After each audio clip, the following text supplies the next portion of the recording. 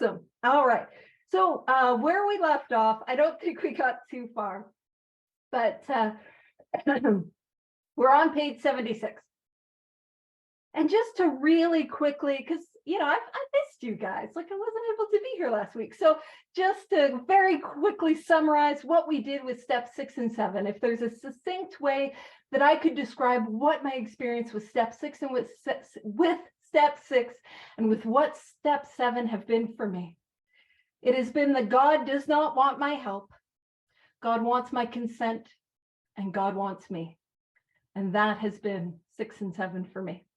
And then what we did was we kind of got into a little bit of 8 and 9 because, we had a little bit of time, and who doesn't want to do 8 and 9? Me when I got here. We were just talking that when I got here, I saw 8 and 9 and I was like, oh, heck no, I want nothing to do with that, right? But we got into a little bit of 8 and 9, and I was kind of sharing the story about how, for me, I thought this paragraph was 8 and this paragraph was 9, and then got the opportunity through a resentment to see 8 and 9 in a whole new way, and to see how in this part of the book, it's step 8 and step 9 working together. And so what we'll do is we'll just do like a real quick kind of review of the paragraph or two that we already read, but I figure that won't hurt anyone. All right, so what we're going to do is we're going to start off page 76, middle of the page, where it says, now we need more action. And I'm pretty sure I made this joke last time, which is, oh man, it's a lot of work.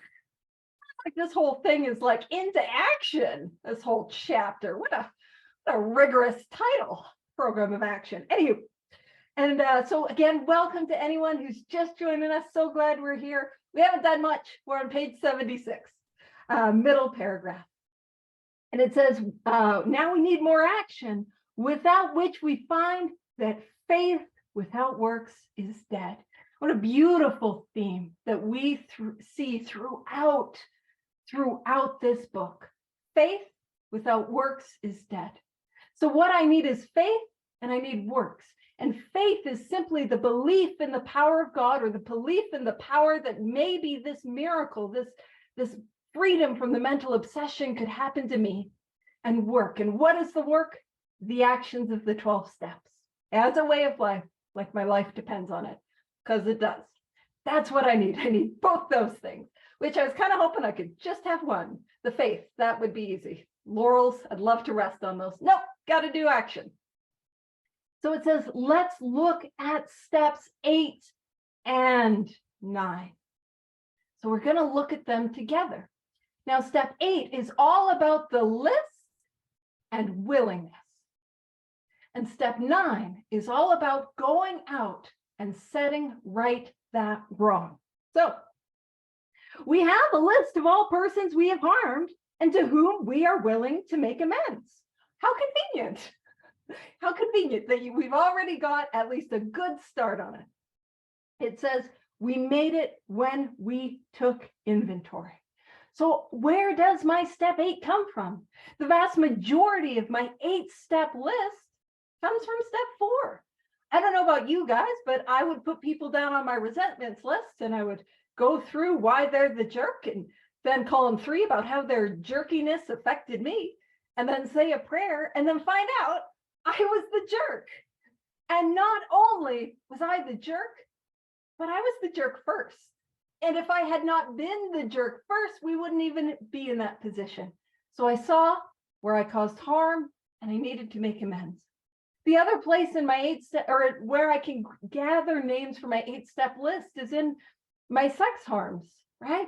In those romantic or intimate relationships where I caused harm to others.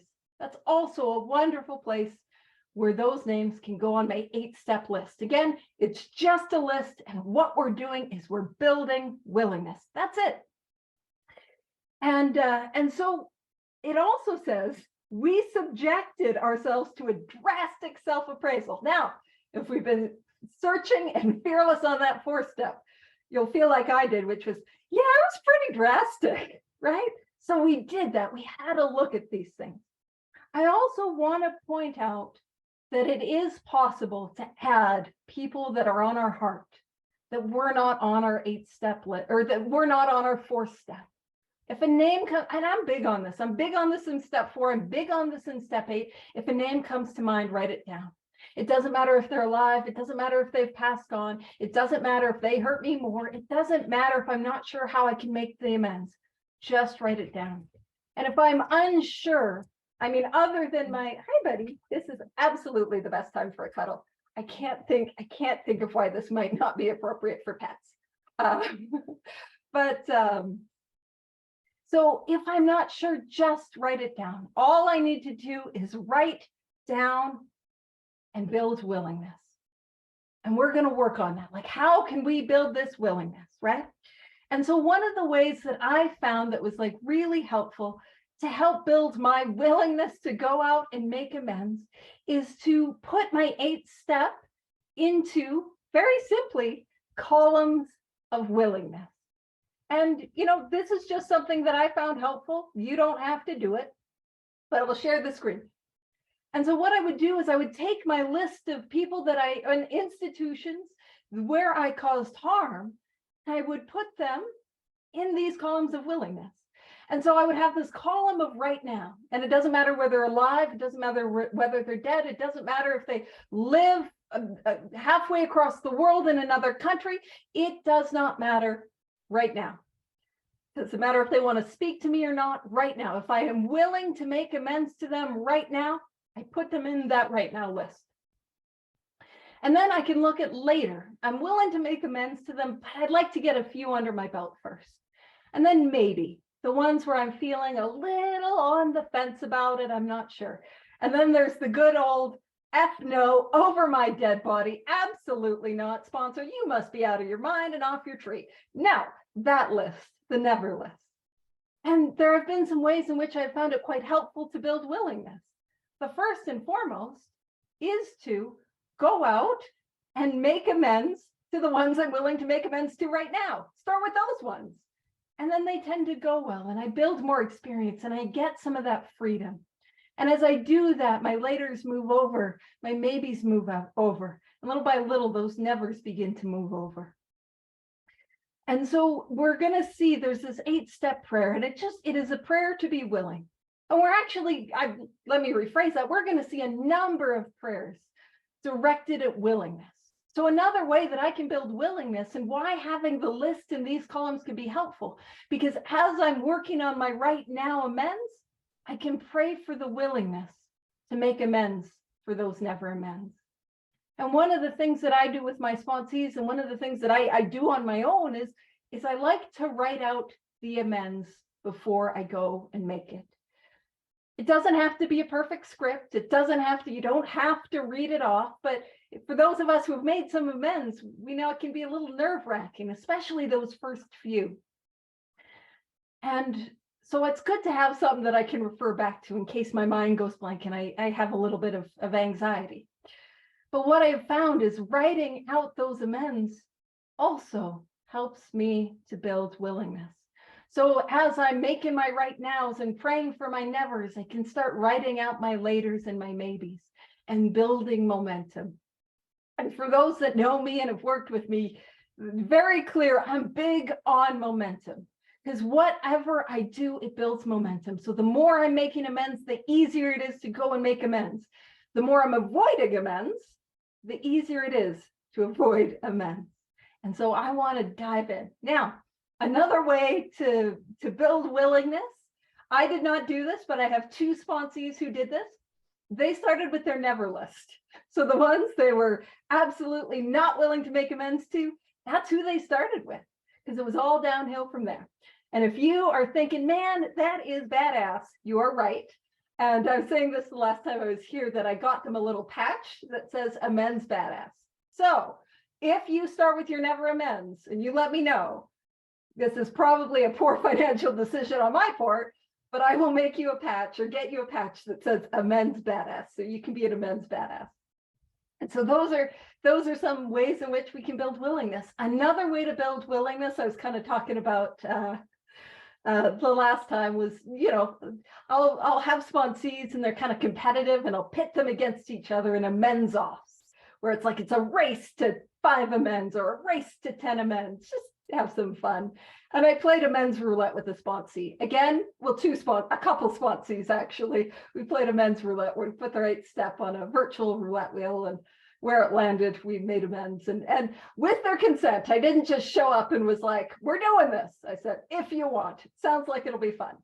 It was fun for me, and it was a cool story for them. So that's just a good way to structure the 8-step list.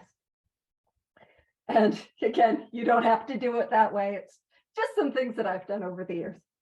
All right, so now it says, and welcome those who've just joined us. We're still on page 76.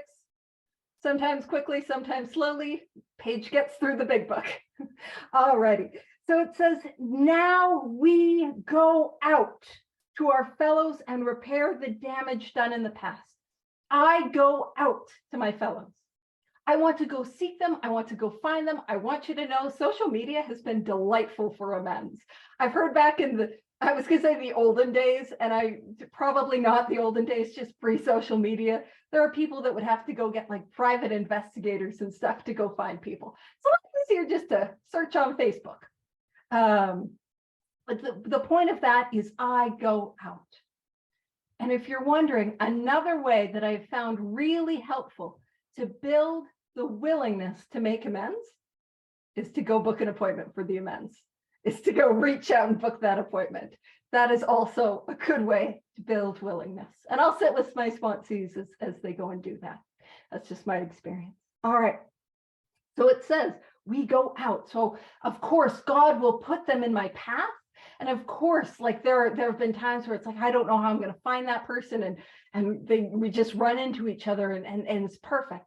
But I meant to go out and try to repair this damaged time. Keep in mind what I need to have is a spiritual experience, and I've got to seek it and I've got to find it. So it says, we attempt to sweep away the debris which has accumulated out of our effort to live on self-will and run the show ourselves. So not simply the debris and the garbage and the pain that has been caused by my alcoholism or my addiction or my addictive behavior. No, the pain that I have caused from self-will, which it's always a fun trip making amends for things you did stone cold sober with years in sobriety, because you can't do a gentle, it was the, not that we don't do this when we make amends, but you can't even be like, it was the booze. That's just who I am. You know what I mean? I just am selfish and self-centered. So, but there is freedom from it. So it says, if we haven't the will to do this, we ask. And again, anytime in this book, it says we ask. This is a prayer. So we ask until it comes. So if I need to build the willingness to make amends, I pray for the willingness, and it will come. And it says, remember, it was agreed at the beginning that we would go to any lengths for victory over alcohol. And when I go back and I look, hey, when did I agree to any lengths? It was right before step 3, right as we read through how it works, right? Said, if you want what we have to offer and are willing to make the effort to get it, then you're ready to take certain steps. Oh, man. So that is a callback to our 3rd step decision.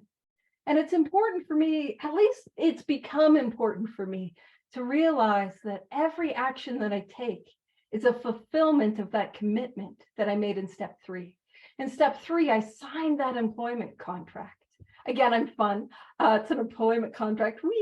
But when I go and take these actions, when I go and do that 4th step, when I go and take that leap of faith in step 5, when I go and make this list and go out and make amends, what I'm fulfilling is my promise to keep close to God and perform his work well.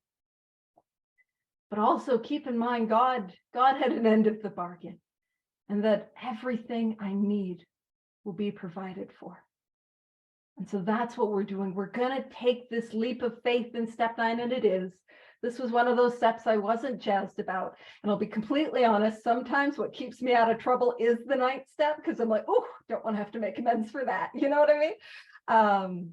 But it is this leap of faith. And it's this beautiful experience. If I take that leap of faith, I get myself out of the way, and I promise it will be incredible how God shows up in those night step amends. So it says, probably there are still some misgivings. And that's what I love. Because you can hear me saying that, and it's like, yeah, but those are your amends page. These aren't my amends, right? These aren't the ones I have to do.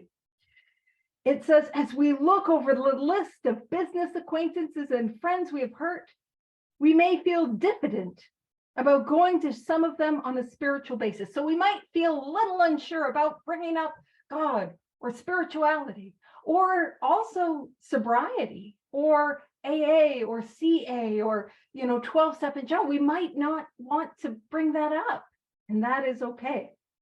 It says to some people, we need not and probably should not emphasize the spiritual feature on our first approach. So when we reach out to go and make those amends, we might prejudice them.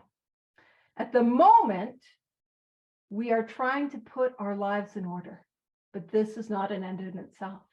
And oftentimes it's a work with people, and we'll talk about, like, why do we go out and make amends?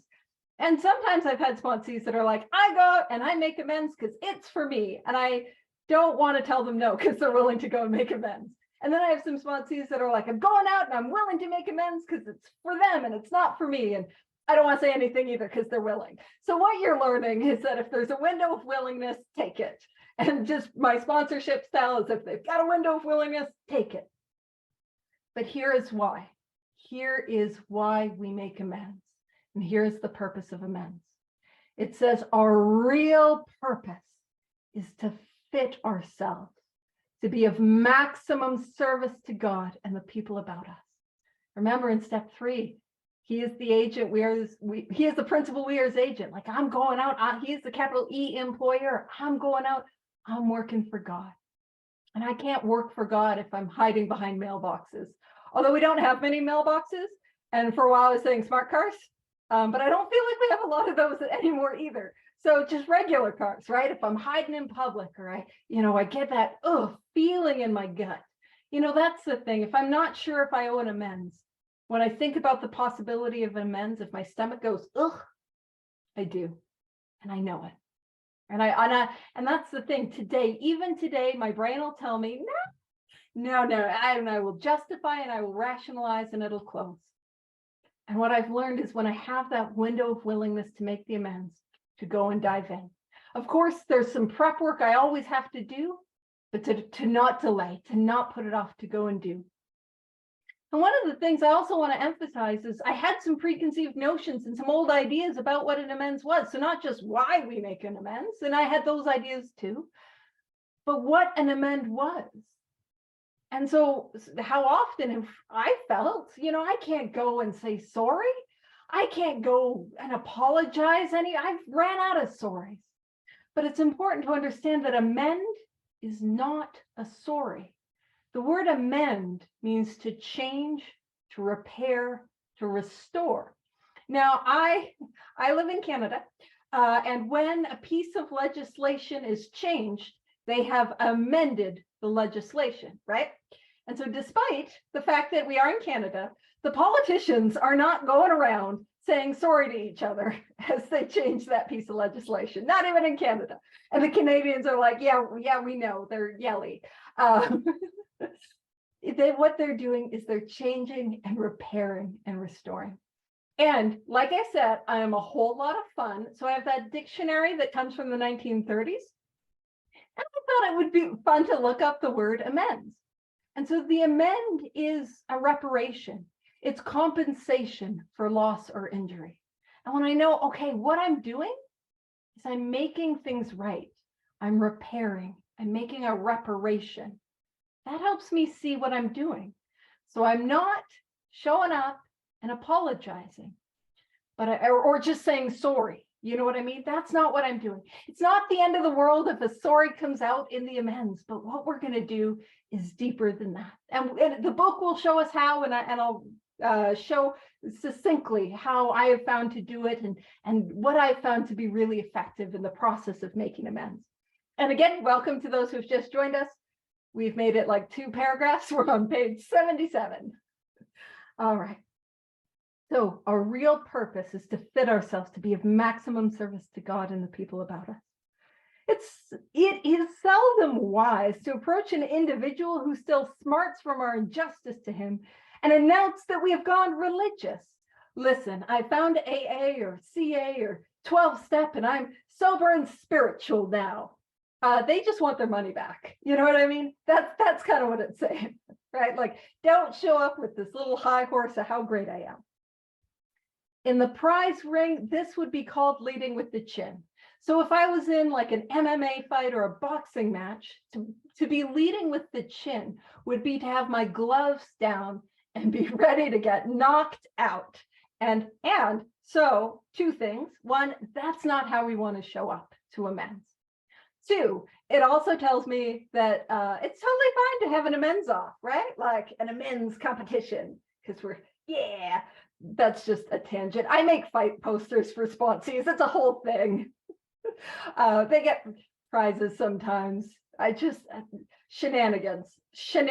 I'm big book focused and full of shenanigans. Anywho, so it says, why lay ourselves open to being branded fanatics or religious bores? We may kill a future opportunity to carry a beneficial message. And that's one of those things when I was talking about, we don't know how God is going to use us with these amends. And that's why it can be so important to just get out of the way. And I know so many times a 9th step has led to a 12-step call, and I don't know. And so what I'm doing is just trying to show up to be helpful. And it says, but our man is sure to be impressed with a sincere desire to set right the wrong. That is what we're doing. So if you're not jazzed about my 1930s definition or my metaphor, there it is right there. What we're trying to do is set right the wrong. He is going to be more interested in a demonstration of goodwill than in our talk of spiritual discoveries. And so that's what I'm doing. I have got to show up, and I'm big on this, not only in 9, but I'm big on this in 12. I've got to demonstrate. It doesn't do any good if I'm showing up angry, bitter, defensive, and miserable and trying to set right this wrong. They're not going to be open. It also does no good if I'm showing up bitter, resentful, defensive, and miserable to something like this. And I'm trying to tell you, man, the steps are awesome. They're like, man, the steps are awesome. I can't like fake it. But if I'm telling you how great the steps are, but I'm miserable and cranky and irritable. And one of the things I love is that this is not about what I think, what I know, what I believe. It is about the power that works through me. And my job is to demonstrate that power. And I'm always reminded when I got to take that leap of faith, I'm not taking it alone. Right? God is with me. God is working through me. And this has just really been my experience. Whenever there's been anything I've been too scared to do, like an amends, I don't have to do it. I've got to get enough Paige out of the way. And we always want to get Paige out of the way so that God can work through me. So it says, we don't use this as an excuse for shying away from the subject of God when it will serve any good purpose. So when we're really thinking about like, how can I help? How can I show up? That spirit of service. We are willing to announce our convictions with tact and common sense. Again, that spirit of humility. I'm not better than you because I've got connected with a higher power. And it says, the question of how to approach the man we hated will arise. There it is. Again, the book meeting us where we're at. Wait, what about that guy? What about that guy that I cannot stand, right? It may be that he has done us more harm than we have done him. And though we may have acquired a better attitude toward him through step 4, through step 5, maybe even through some 6 and 7, it says we are still not too keen about admitting our faults. Book meeting us where we're at, like those ones I want to put on that never list, and I never want to have to talk to them. And here is a suggestion for willingness. It says, nevertheless, with a person we dislike, we take the bit in our teeth. And what that means is kind of like bite your tongue and go to it. But a bit, if you're riding a horse will wear like a bridle, and it'll have a bit in its mouth. And the bit in its mouth is how the horse is led and directed. And so what it's saying is to be led and directed by God in this process, to go and just do it. And I'm so big on that window of willingness. And sometimes that window of willingness is just minutes when I'm like, okay, I'll make that amends. Go, book that appointment, go do it. And that has absolutely been my experience. And then it says, and this, who wrote this book? When it says it is harder to go to an enemy to a friend, absolutely. And then it says, but we find it much more beneficial. And that is one of those things that I do not believe until I've done it and experienced it. This book really is experiential. It's not about what I know. It's not about what I think.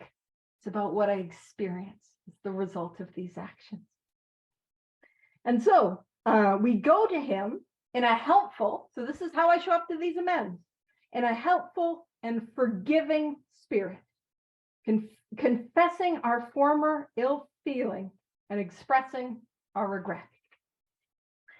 And then this is something that might be helpful for some of us to highlight and underline. Under no condition do we criticize such a person or argue. The amends is not the time for, yeah, but you, right? Absolutely not. No. It says simply, we tell him that we will never get over drinking until we have done our utmost to straighten out the past. And we're going to see that is going to be the first direction in how I go out and make amends.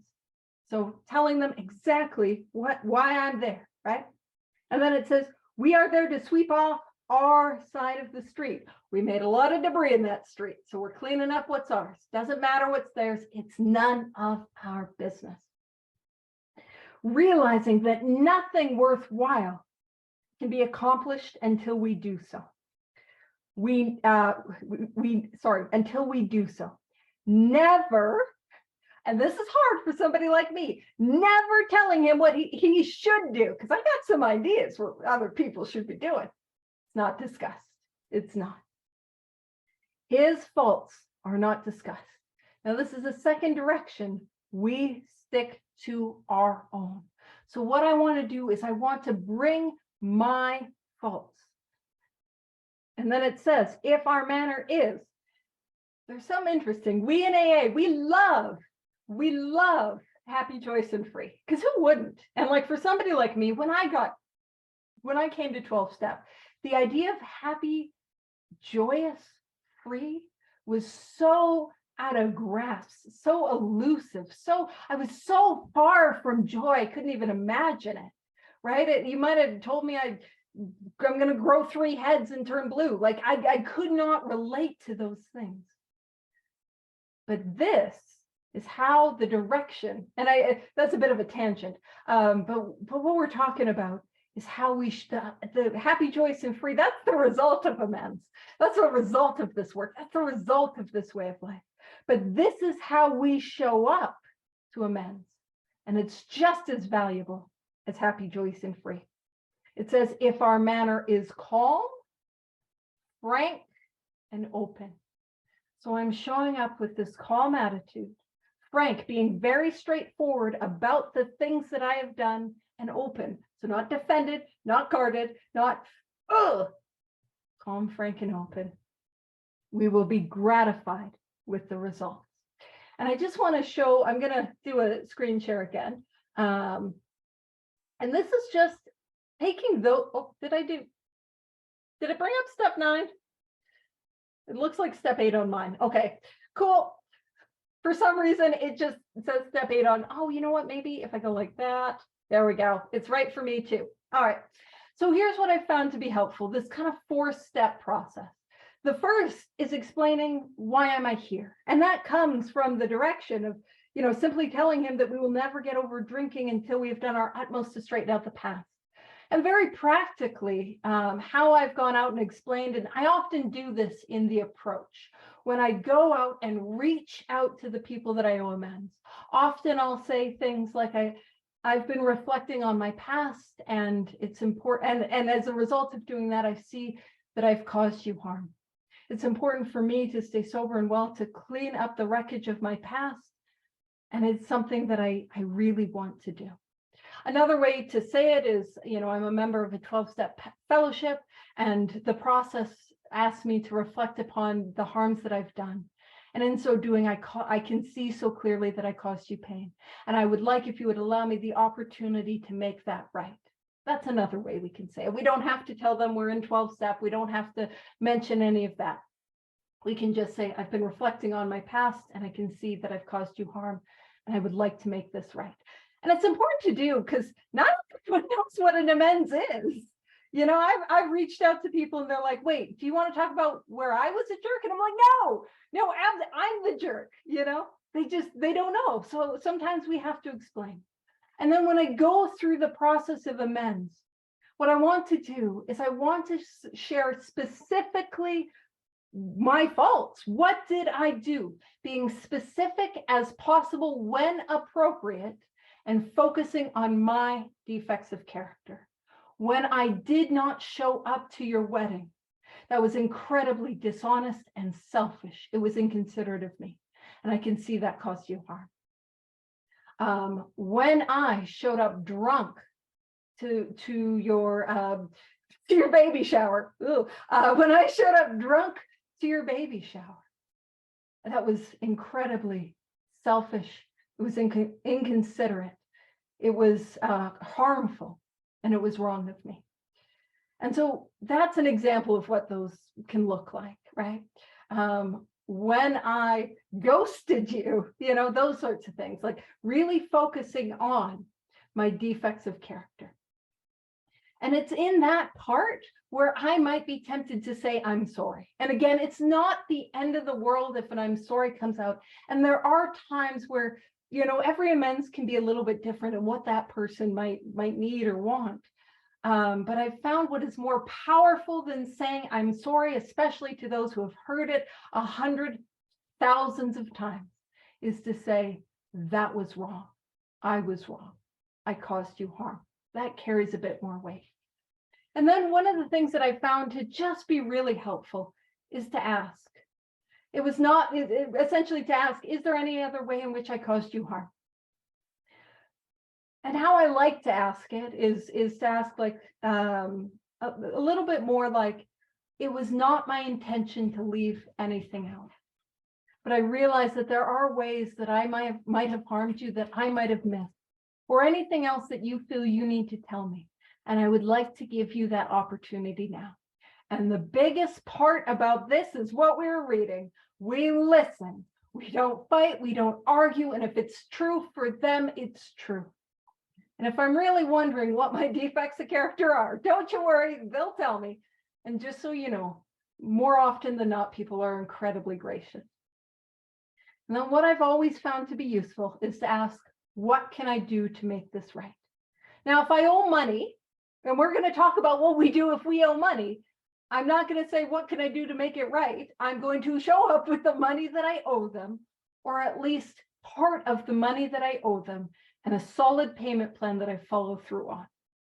But if it's one of those more, not a financial harm, and I might not know, I've just found it good to ask, is there anything else I can do, or what can I do to make it right?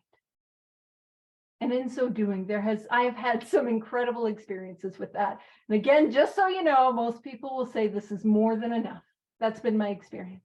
But there have been times I have been asked to do things. And again, I'm always reminded not to get in God's way, because what can I do to make it right has led me to some incredible places. But if you've not gone through the amends process, I also know what you're probably thinking. And it's this thing that I think we all think is like, what if they asked me to smuggle drugs out of Mexico?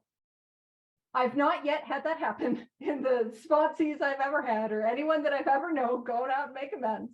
But if they ask you to do something that's wildly inappropriate or wildly illegal or would cause more harm, we can always say, okay, I hear you. let me talk about that with my sponsor and I'll get back to you.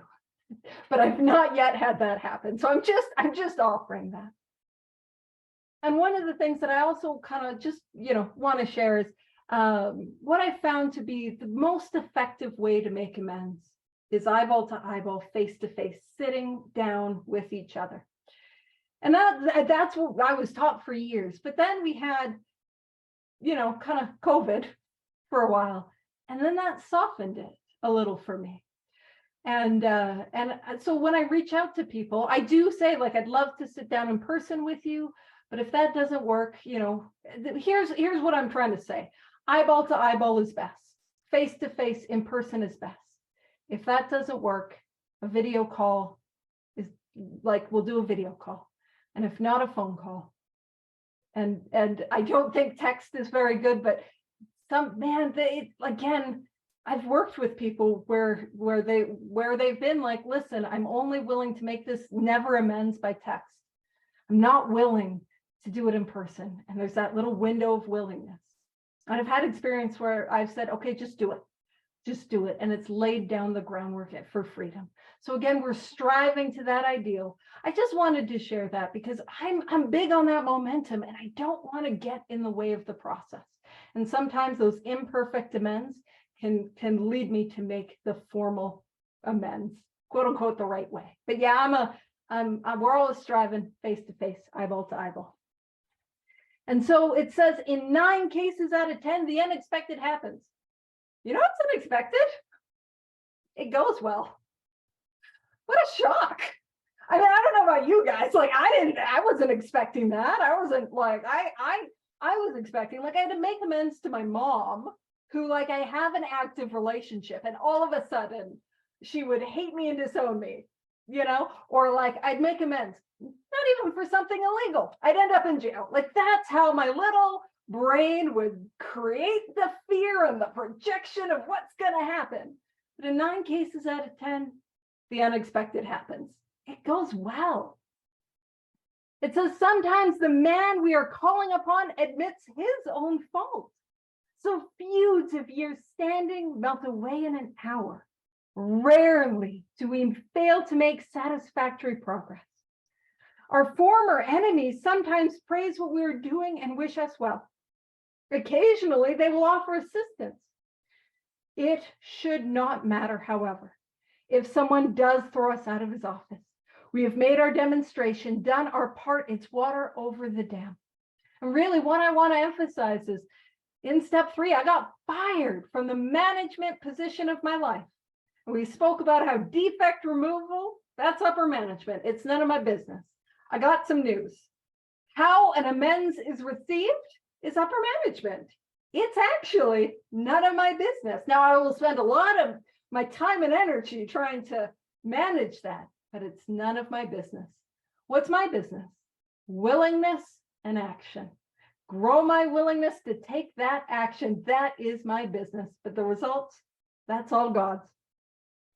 And so now what we get into is different, like specific. How do we make these very specific types of amends? And so we're going to talk about money. We're going to talk about criminal offenses. Probably next week, we're going to pick up and get into domestic issues, like how do we make amends to intimate partners or those closest with us?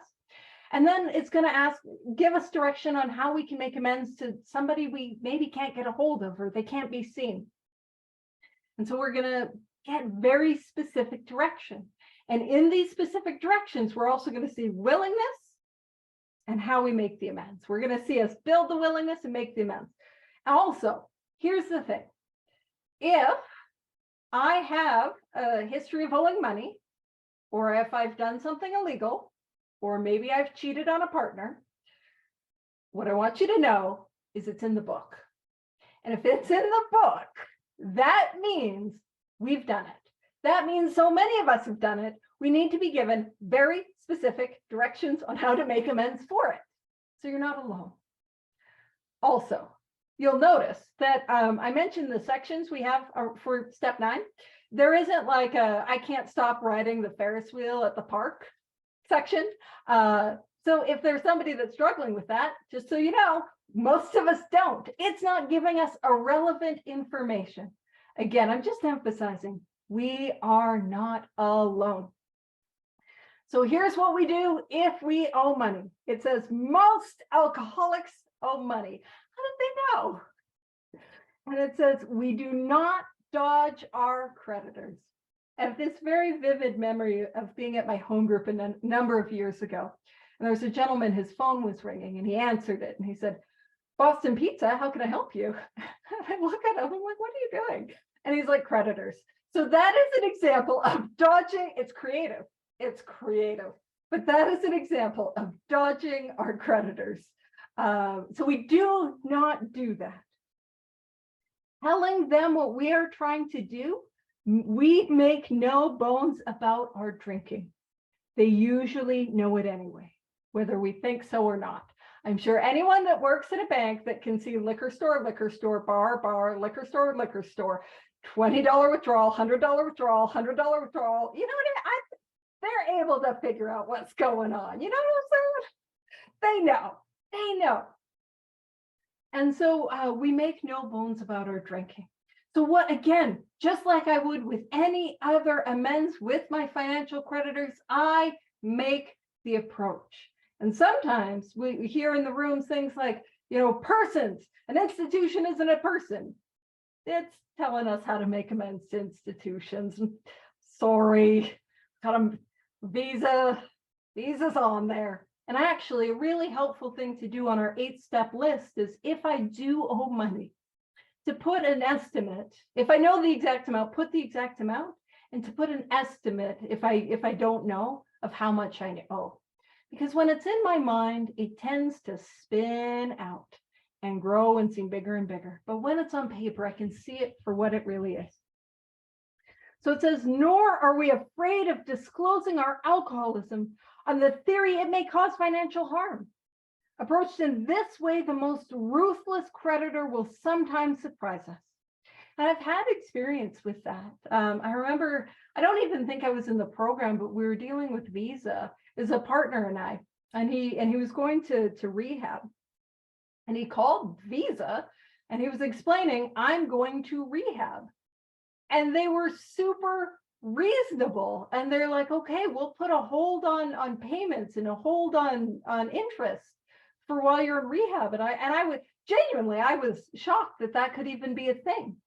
And so approached in this way, the most ruthless creditor will sometimes surprise us. And it says, arranging the best deal we can. We let these people know we are sorry. Now, if you're like, hey, you were saying no to the sorries page. What's that about? Yeah, we're also paying them back. Also, when we talk about financial amends, a lot of times I'll have this resistance to them because I'm like, oh, they just want my money. They don't. They want their money back. That's whose money it is. And even when it's my money, is it my money? I found it a lot more helpful to orientate myself spiritually with my finances, to look at it as it's really God's money. Because I wouldn't have this money if I was out there. You know what I mean? There would not be a reliable source of income coming in. And if it was, it'd be quickly going. It's not my money, it's God's money. And when I look at my finances as if my money is God's money, it really has changed how I've shown up financially for life and how I've shown up just in all these ways and the trust that I have. But when it says arranging the best deal we can, there are times where we do need to seek that like outside help with the finances. There are those times where we maybe do need to consolidate debt or look at things like a consumer proposal. Or if you have creditors calling, you can arrange a deal with them. I'm willing to pay this amount. And what we're not trying to do is be this martyr financially. We are trying to get some momentum and to get out of this mess. And one of the things that I've also found really helpful is to create a savings account. So there are some financial amends where I can start making payments right away. And what I found is I don't know, this is just a random thing. I don't know if this is helpful for anyone, but if I start with the smallest amount first, And then I can build momentum to the biggest and like go pay off that one, and then that money goes to the, like, it just builds momentum with it. I found that helpful for financial amends. But also, if it's on your heart, that's the one we do, the one that's on our heart. But also it can be helpful for, sometimes there are amends where we do need to make the amends in full. And something that I found really useful is to create a savings account, which, by the way, I'm like, oh, it's so much fun. Let's talk about spiritual contracts and banking. But to create a bank account where I can put that money in so that I'm able to make that one-time payment, if that is how that amends needs to be made. And it's also a reminder, if I'm wanting to like spend a little frivolously, which some of us in early sobriety, myself included, have been known to do, it's a reminder that I'm not just stealing from them once, I'm stealing from them twice, right? Because I can pay that money back. Also, what I've found very practically, I owed, now it wasn't, I owed about, I think about 30 grand in student loans. And that was an amend that I would love to have just stack of money on the table and done. But that's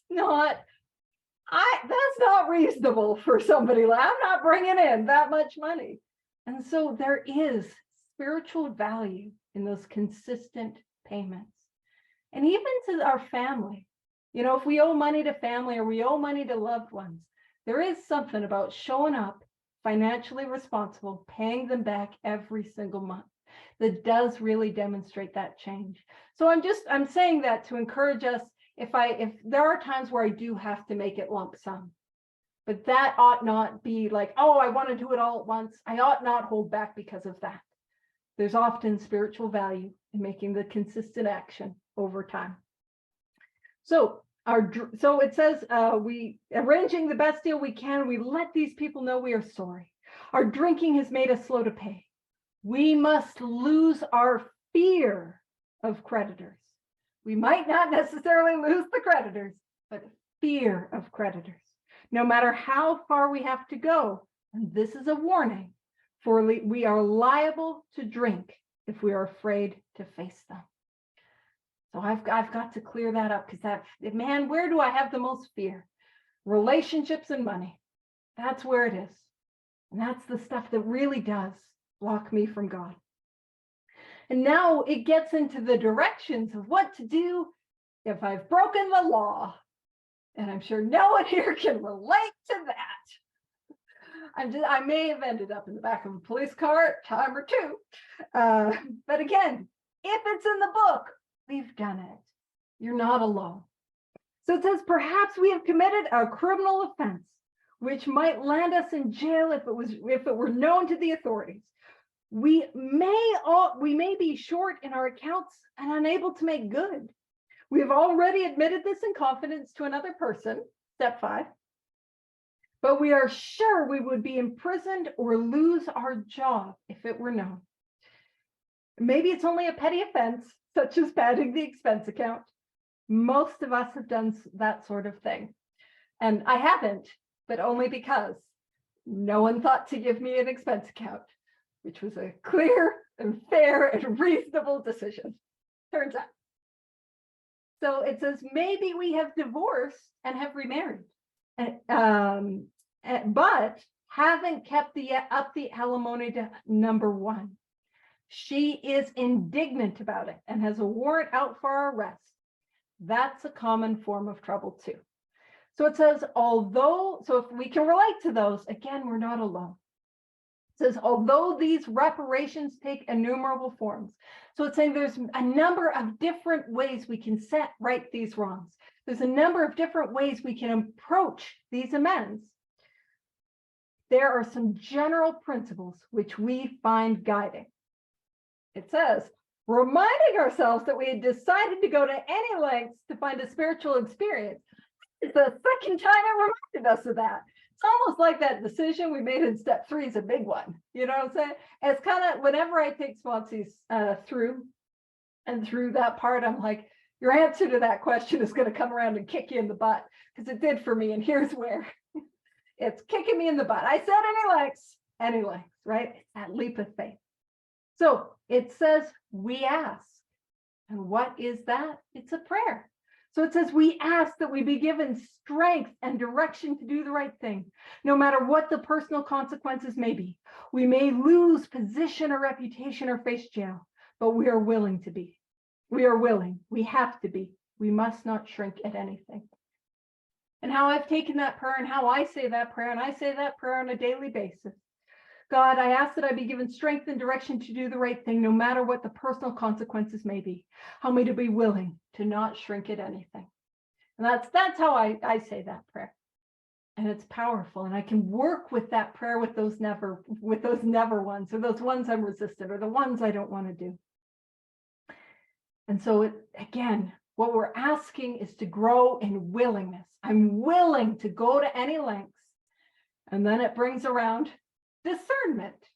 So it says, usually, however, other people are involved.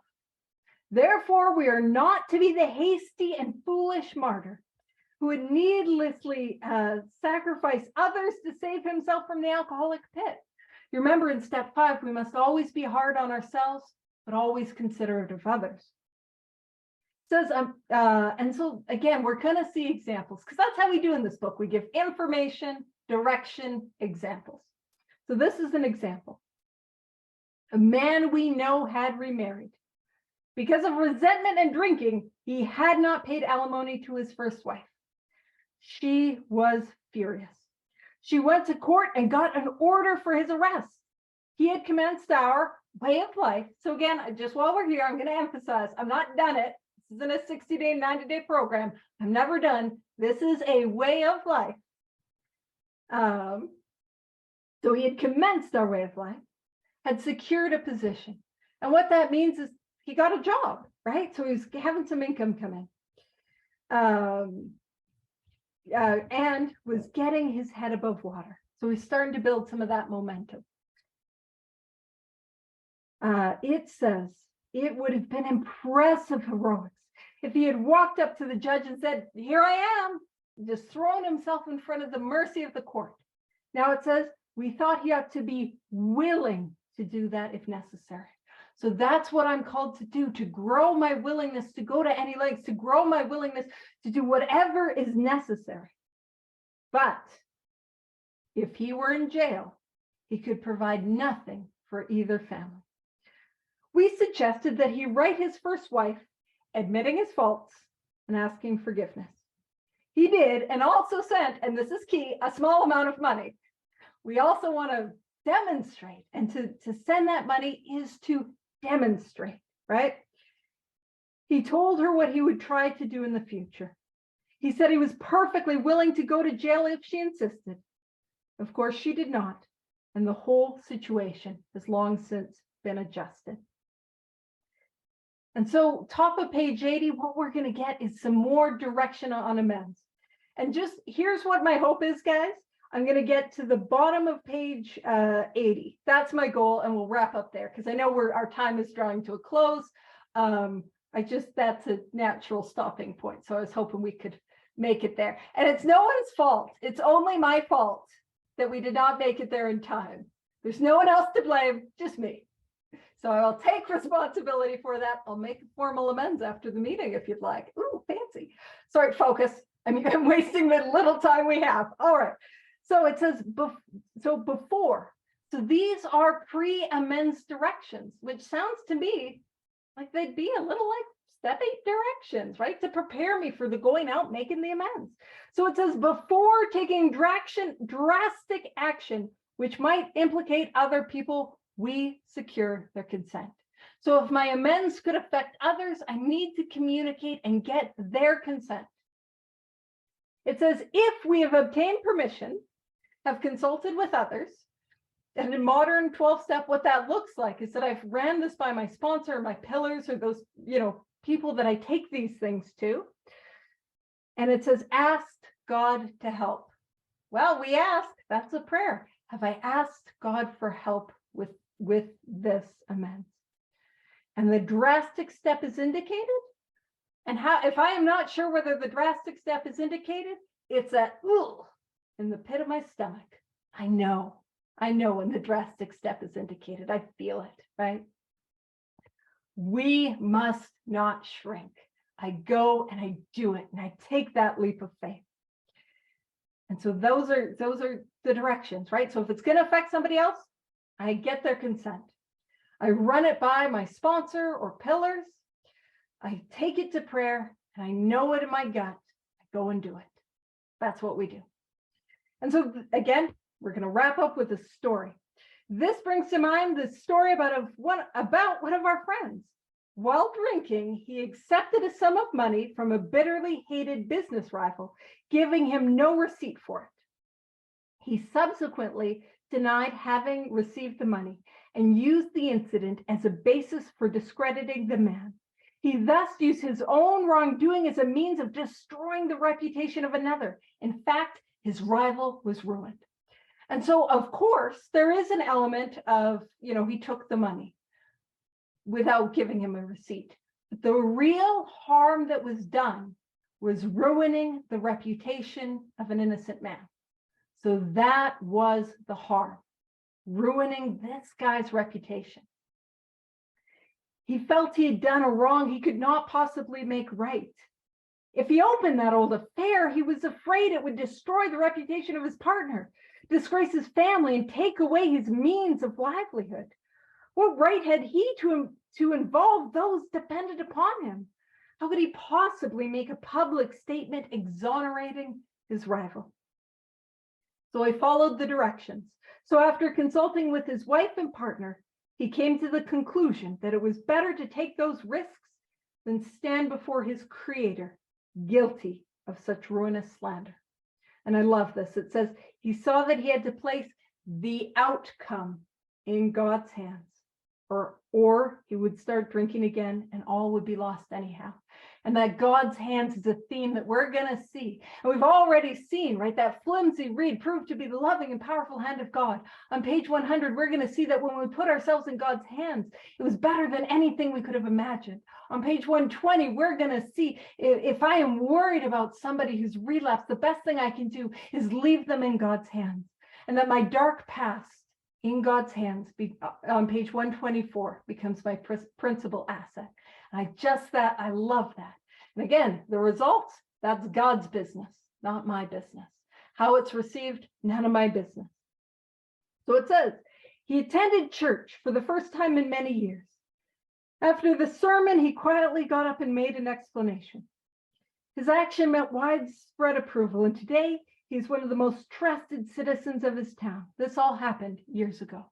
But what I want to point out is because we'll read that and we're like, hey, he just confessed in front of a church. What sort of amends is that? It's important to contextualize the time. So this is at a time in the United States where everyone went to church on Sunday. That was the place where it was really a community thing. And so he couldn't, well, I guess maybe you could take an ad in the newspaper and say that I was wrong, but it was a place where everyone, and very likely including the man himself, would be. And so that was his way to go from destroying the reputation to repairing the reputation. And so that's what that is talking about there. Because we're like, why don't we just go to, no, but everyone was there. And it was a way for him to restore that man's reputation. So that is how he made that amend. So we're 2 minutes after, which is not bad for me. And next week we'll pick up and we'll get into domestic troubles. I'm sure none of us have had anything to do with that. So thanks for being here with me.